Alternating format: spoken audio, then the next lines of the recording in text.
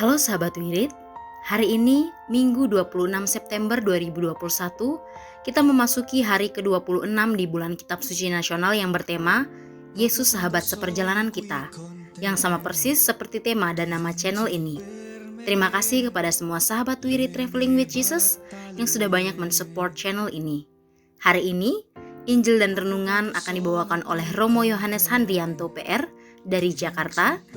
Para pendengar Walk with Jesus yang pada hari ini tanggal 26 September 2021 kita akan mendengarkan renungan dari Injil untuk minggu biasa ke-26 pada masa biasa pada tahun ini, yang didukung oleh bacaan pertama dan kedua oleh Ibu Pauline Mahendra dari Bali dan Eka Mayo dari Jakarta, serta Mazmur tanggapan dan bait pengantar Injil akan dinyanyikan oleh Ria Samsulardi dari Bali.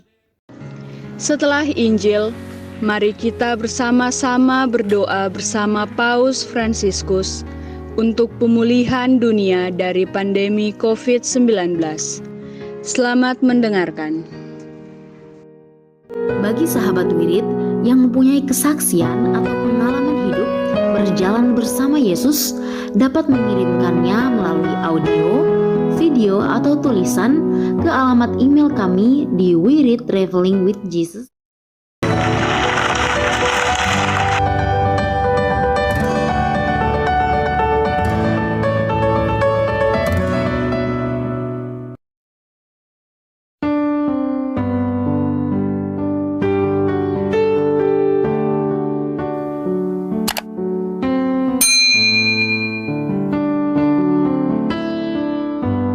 Bapak, Ibu, Saudara sekalian, selamat datang di channel Traveling with Jesus, teman baca Alkitab setiap hari bagi Anda semua.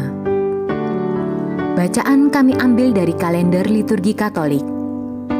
Mulai sekarang, Anda bisa mengakses bacaan yang kami bacakan dalam bahasa Indonesia, Inggris, dan Italia. Bacaan dalam bahasa Indonesia dan Inggris dapat diakses setiap hari Senin sampai dengan Sabtu, dan khusus bahasa Italia hanya pada hari Minggu. Selamat menikmati tayangan kami. Tuhan memberkati. Demi nama Bapa dan Putra dan Roh Kudus. Amin. Datanglah ya Roh Kudus, datanglah dengan kekuatan hati Santa Perawan Maria yang tidak bernoda mempelaimu yang terkasih. Datanglah, bimbinglah kami, hiburlah kami, katakan pada kami apa yang harus kami lakukan, dan bantulah kami memahami kehendak Tuhan dalam hidup kami melalui firman-firman yang kami dengar hari ini. Amin.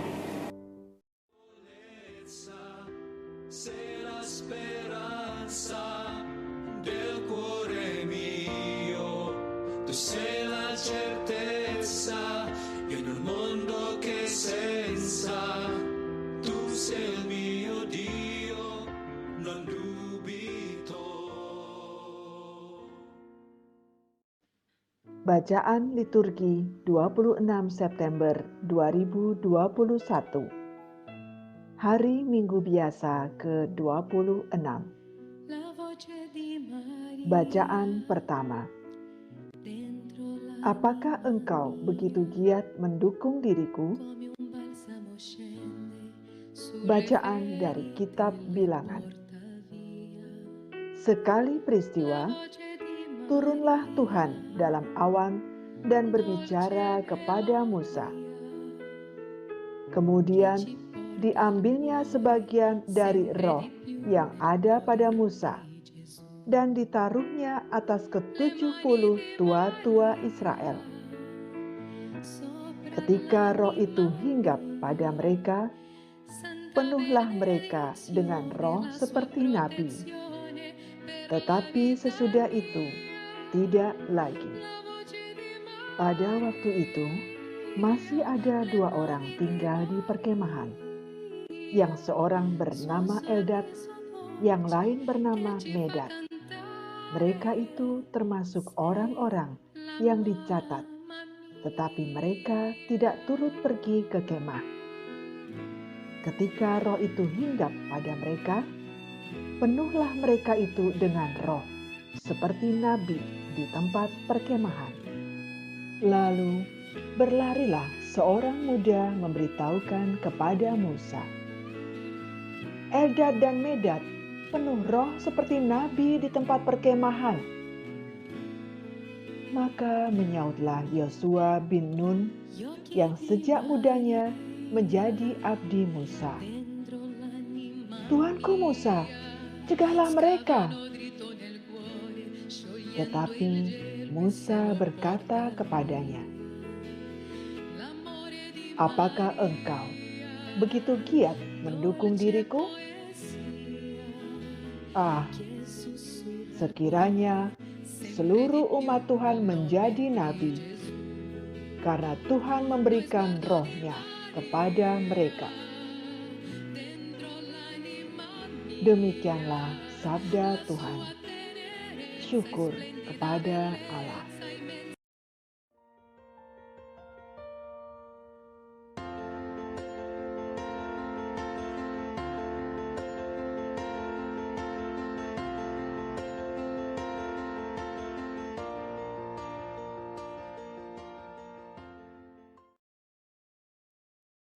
Tita Tuhan itu tepat menyukakan hati.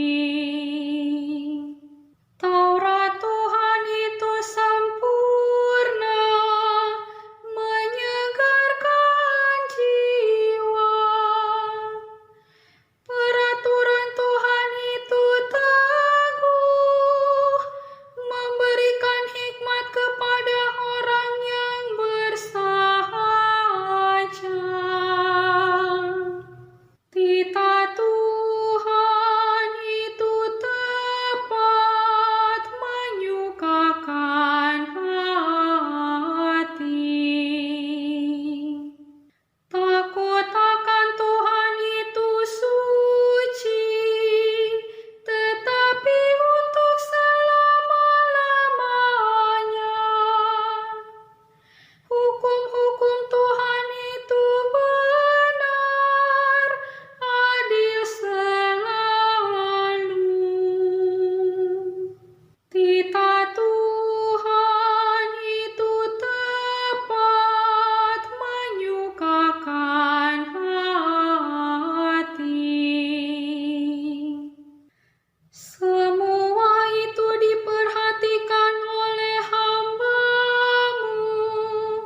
Memang besar ganjaran orang yang berpegang padanya. Tetapi siapa yang sadar akan kesesatannya, bebaskanlah aku dari apa yang tidak kusadari. Tita Tuhan itu tepat menyukakan hati. Lindungilah pula hamba-Mu terhadap kecongkakan. Jangan sampai aku dikuasai olehnya. Memang aku akan menjadi tak tercela dan bebas dari pelanggaran besar. Tita Tuhan itu tepat menyukakan hati.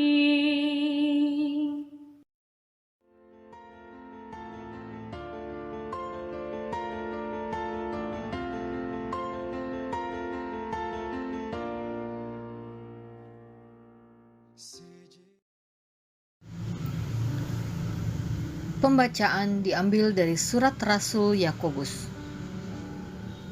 Hai kamu orang-orang kaya, menangis dan merataplah atas sengsara yang akan menimpa kamu. Kekayaanmu sudah membusuk, dan pakaianmu sudah dimakan ngengat. Emas dan perakmu sudah berkarat, dan karatnya akan menjadi kesaksian terhadap kamu, dan akan memakan dagingmu seperti api. Kamu telah mengumpulkan harta pada hari-hari yang sedang berakhir. Sesungguhnya telah terdengar teriakan besar, karena kamu telah menahan upah para buruh yang telah menuai hasil ladangmu. Dan keluhan mereka yang menyabit panenmu telah sampai ke telinga Tuhan semesta alam. Kamu telah hidup dalam kemewahan dan berfoya-foya di bumi. Kamu telah memuaskan hatimu sama seperti pada hari penyembelihan. Kamu telah menghukum, bahkan membunuh orang jujur, dan ia tidak dapat melawan kamu. Demikianlah sabda Tuhan.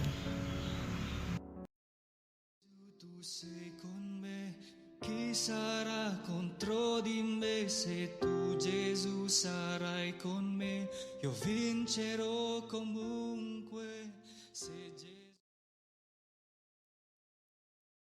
Haleluya.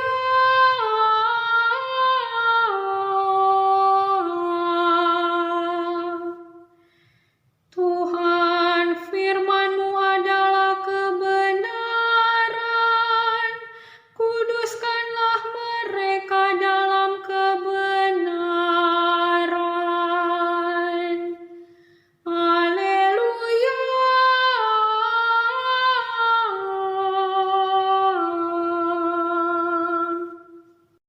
Tu sei con me, chi sarà contro di me? Se tu Gesù sarai con me, io vincerò comunque. Inilah Injil Yesus Kristus menurut Markus. Terpujilah Kristus.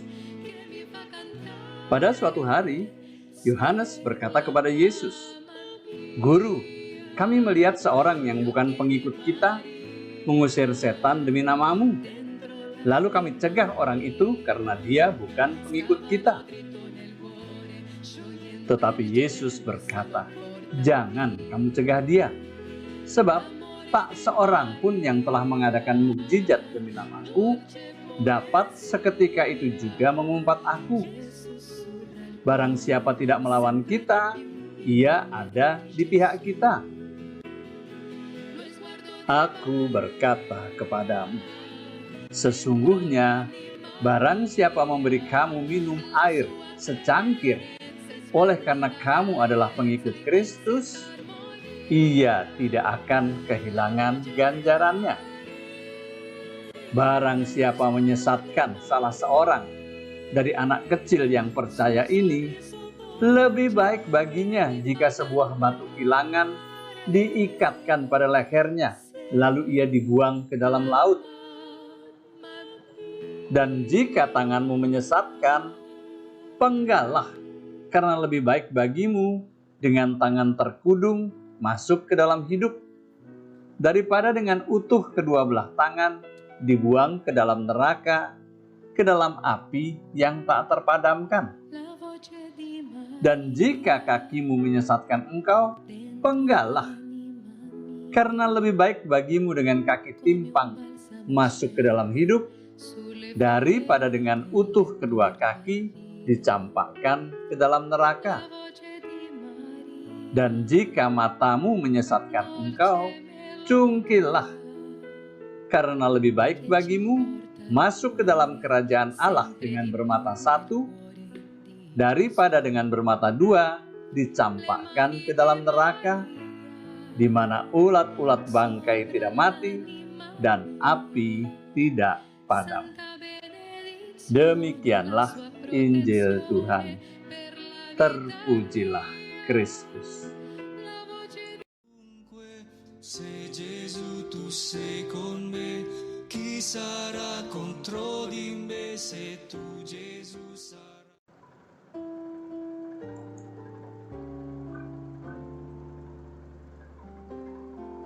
Saudara-saudari pendengar Walk with Jesus yang dikasihi Tuhan, Injil hari ini memberi kesan Yesus bicara berlebih-lebihan. Kasusnya hanya sederhana. Yohanes cerita bahwa ia melarang orang yang bukan murid Yesus mengusir setan dalam nama Yesus.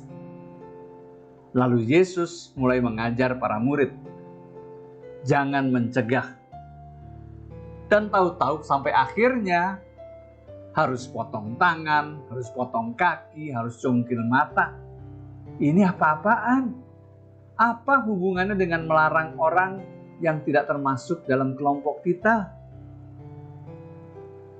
Kali ini Yesus memberi kita 4 petunjuk.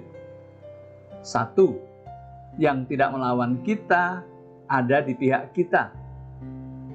Yesus mengajak kita menerima orang lain yang berkehendak baik. 2. Yang memberi kamu minum secangkir air.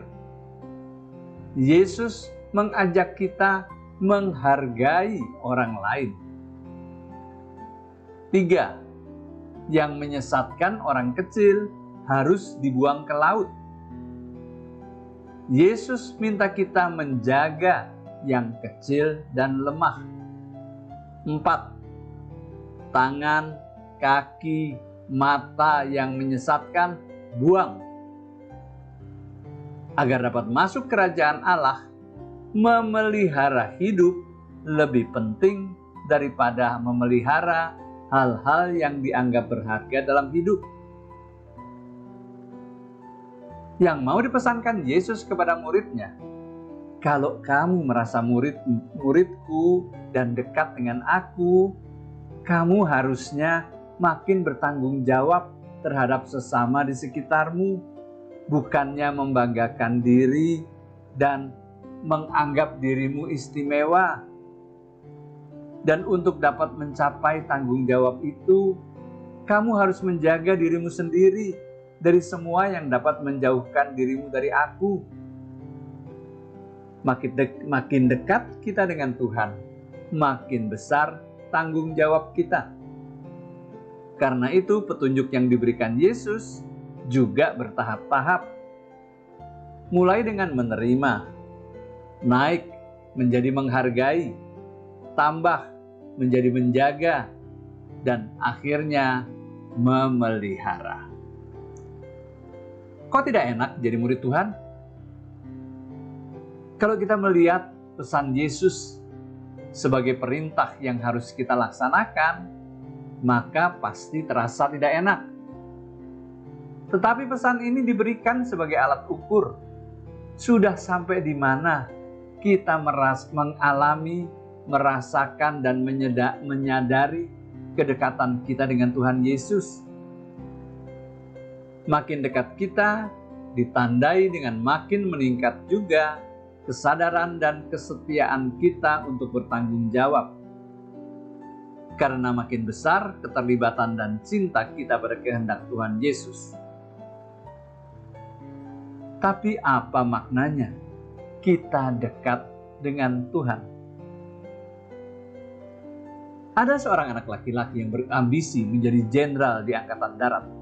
Anak itu pandai dan memiliki kemampuan yang lebih daripada cukup untuk dapat membawa dia kemanapun dia mau. Dan untuk itu dia bersyukur kepada Allah. Oleh karena dia adalah seorang anak yang takut akan Allah. Dan dia selalu berdoa agar impiannya itu akan menjadi kenyataan. Sayang sekali ketika ia melamar untuk bergabung dengan Angkatan Darat, ia ditolak karena memiliki telapak kaki rata. Sesudah berulang kali berusaha dan gagal, ia akhirnya melepaskan cita-citanya untuk menjadi jenderal. Dan ia mempersalahkan Allah yang tidak menjawab doanya. Ia merasa seperti ditinggalkan seorang diri dengan perasaan kalah. Dan di atas segalanya, rasa amarah yang ditujukannya kepada Allah.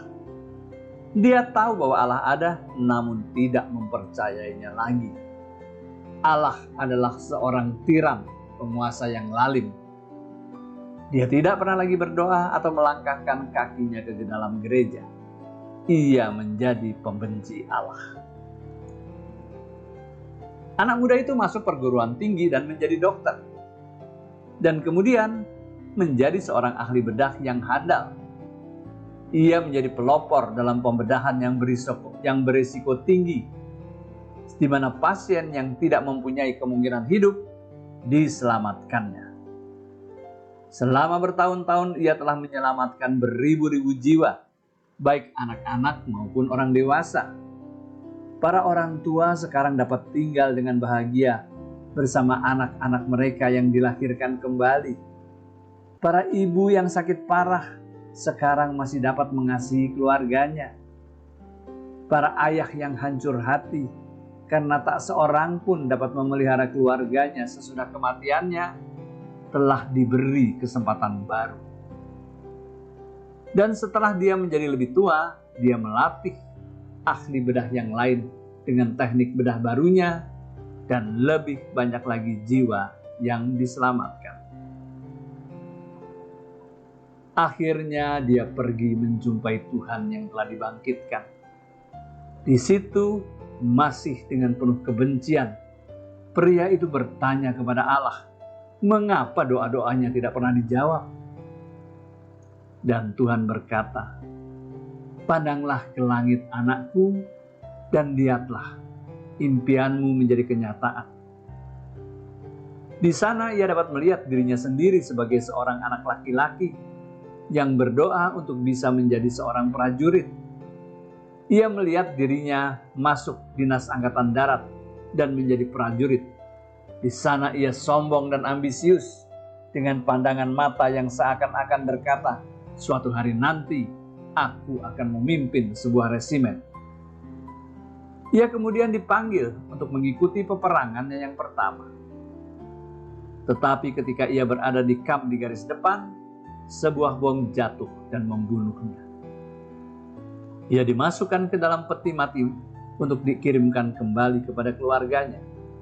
Semua ambisinya kini hancur berkeping-keping saat orang tuanya menangis dan terus menangis. Lalu Tuhan berkata, sekarang lihatlah bagaimana rencanaku telah terpenuhi sekalipun engkau tidak setuju. Sekali lagi ia memandang ke langit. Di sana ia memperhatikan kehidupannya hari demi hari dan berapa banyak jiwa yang telah diselamatkannya.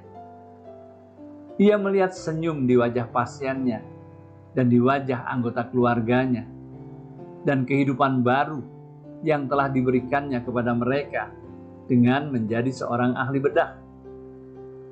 Di antara para pasiennya, ia melihat seorang anak laki-laki yang juga memiliki impian untuk menjadi seorang prajurit kelak. Namun sayangnya, ia terbaring sakit. Ia melihat bagaimana ia menyelamatkan nyawa anak itu melalui pembedahan yang dilakukannya. Hari ini anak laki-laki itu telah menjadi seorang jenderal. Ia hanya dapat menjadi jenderal setelah ahli bedah itu menyelamatkan nyawanya. Sampai di situ ia tahu bahwa Tuhan ternyata selalu bersama dengan dia. Ia mengerti bagaimana Allah telah memakai dia sebagai alatnya untuk menyelamatkan beribu-ribu jiwa dan untuk memberikan masa depan kepada anak laki-laki yang ingin menjadi prajurit itu. Untuk melihat kehendak Allah digenapkan di dalam hidup Anda harus mengikuti Allah dan bukan mengharapkan Allah yang mengikuti Anda. Dokter itu seorang baik. Karena itulah Allah selalu ada dalam hidupnya. Jika kita ternyata sudah mencoba melaksanakan apa yang diharapkan Allah, menerima, menghargai, menjaga, dan memelihara sesama dalam hidup kita, Allah pasti sedang bekerja dalam hidup kita. Entah kita setuju, kita mau atau tidak. Jadi, bukan masalah bagaimana kita dapat dekat dengan Tuhan, tetapi bagaimana menemukan bahwa Tuhan selama ini sudah dekat dan bekerja dalam hidup kita. Temukanlah cintanya dan ikutilah jalannya. Semoga kita tumbuh dalam kesediaan mengikuti Allah dan berkembang dalam nilai-nilai kasih Allah, menerima, menghargai, menjaga, dan memelihara sesama. Semoga kita menemukan bahwa kita sedang melaksanakan kehendak dan rencananya.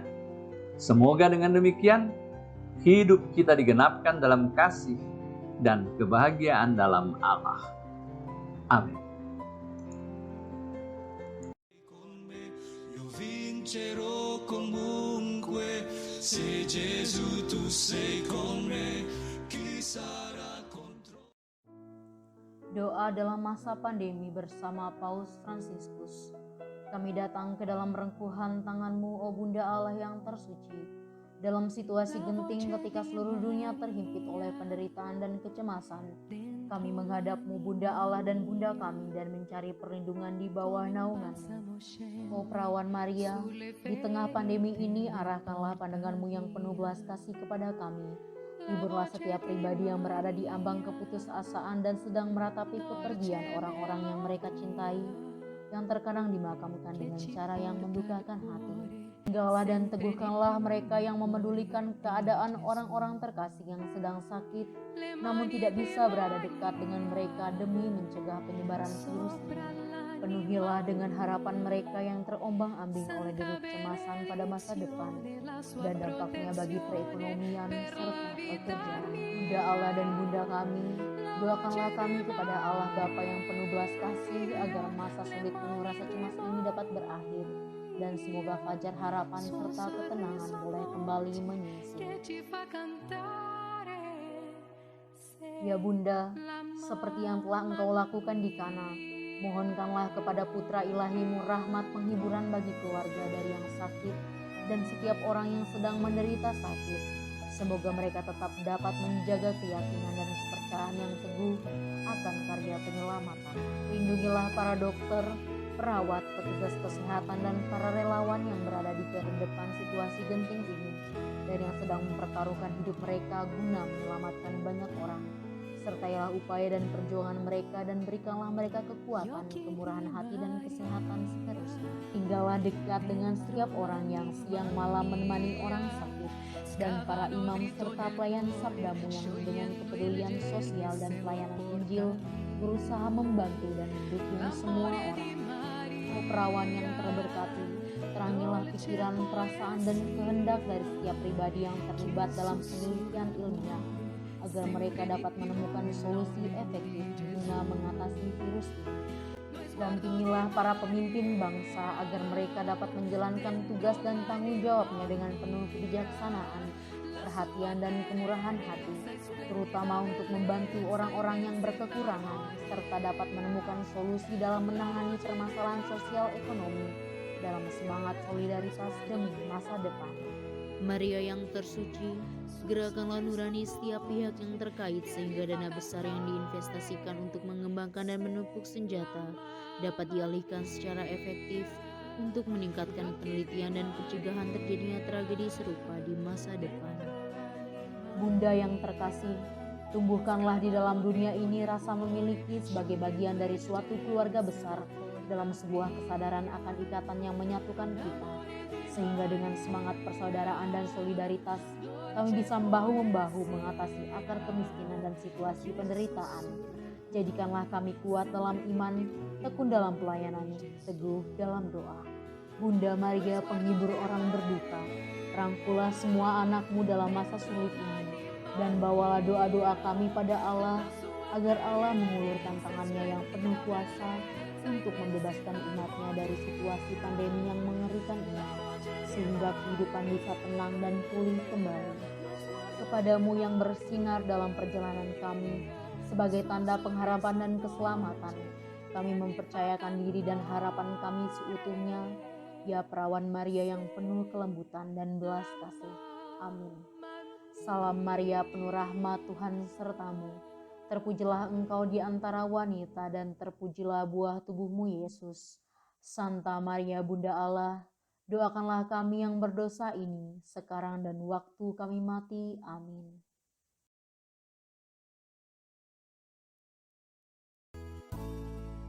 Semoga melalui pengorbanan Yesus di kayu salib dan doa-doa Bunda Maria, kita semua dibebaskan dari kutukan, dipenuhi dengan sukacita, cinta, dan memperoleh berkat Abraham yang Tuhan berkati dalam segala hal, peninggian, kesehatan, kemampuan untuk bertahan dalam penderitaan dan tetap berbuah, kesejahteraan, kemenangan, rendah hati, dan perkenanan Tuhan.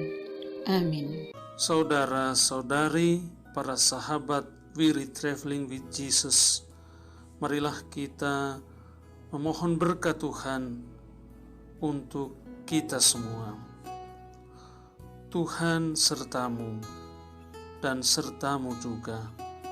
Semoga saudara-saudari, sanak keluargamu, usaha-usaha, pekerjaan-pekerjaan, kesehatan dan imanmu senantiasa dilindungi dan diberkati oleh Allah yang Maha Kuasa, Bapa, Putra, dan Roh Kudus. Semoga Tuhan selalu menyertai kita. Syukur kepada Allah. Amin.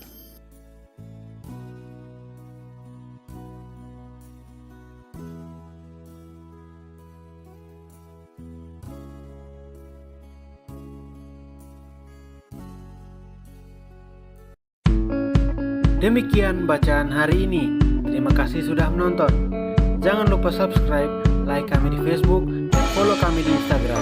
Weary Traveling with Jesus. Sampai jumpa lagi di video selanjutnya.